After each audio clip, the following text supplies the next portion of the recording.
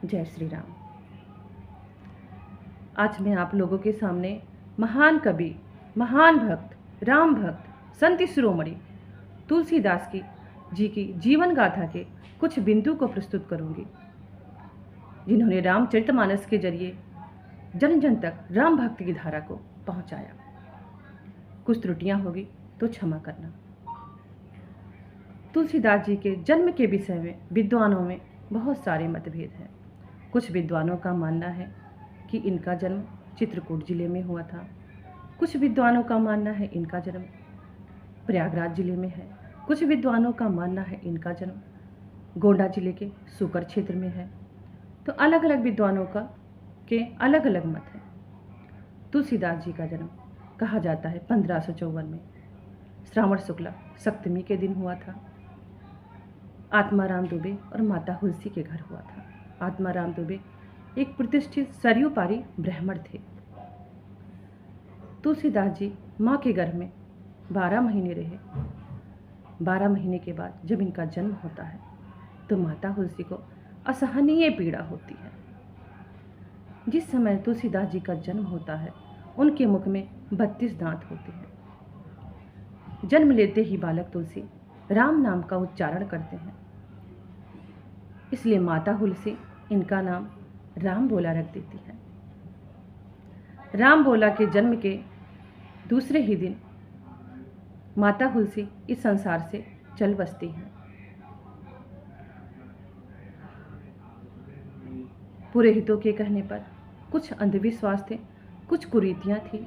इसके चलते हुए आत्माराम दुबे जी बालक राम भोला का त्याग कर देते हैं कि ये बालक तो हमारे परिवार के लिए अनिष्टकारी है, अमंगलकारी है।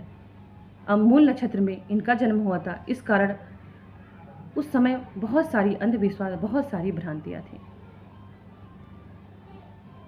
आत्माराम दुबे जी के घर एक दासी काम करती थी, उसका नाम चुनिया होता है। आत्माराम दुबे जी कुछ मुद्राएं देते हैं और चुनिया से कहते हैं इस बालक को आप पास के गांव में लेके चले जाओ और वहीं पे इसका पालन पोषण करो। चुनिया बालक राम भोला को लेकर के पास के गांव में चली जाती है। आत्माराम दुबे जी बालक राम भोला का मुख भी नहीं देखते। चुनिया बालक राम भोला का पालन पोषण करने लगती है। जब बालक राम भोला 5.5 वर्ष के होते हैं तो एक दिन चुनिया लकड़ी लेने जाती है और वहीं पे एक काला सर्प बैठा होता है जो चुनिया को डस लेता है और चुनिया भी इस संसार से चल बसती है। अब राम भोला को बहुत कष्ट होता है। राम भोला इस संसार में अकेले पड़ जाते हैं। आसपास के लोग तरह तरह की बातें बालक राम भोला के लिए कहते हैं कि ये बालक तो हमारे लिए अनिष्टकारी है, अमंगलकारी है। इसने जन्म लेते ही अपनी माता को खा लिया। अब जिसने इसका पालन पोषण किया उसको भी इसने खा लिया। बालक राम भोला बहुत दुखी होते हैं, जगह जगह भटकते हैं, रोते हैं।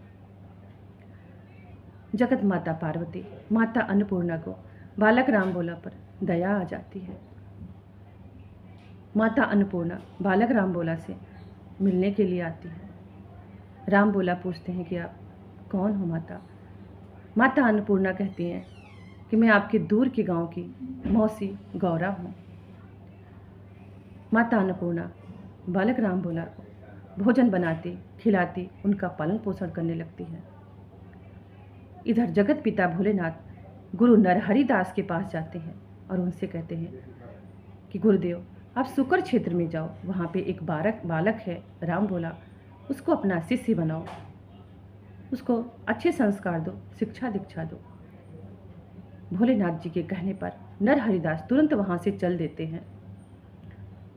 सुकर क्षेत्र में आसपास के गांव में वो पता लगाते हैं राम भोला का। ढूंढते ढूंढते वो राम भोला के पास पहुँचते हैं।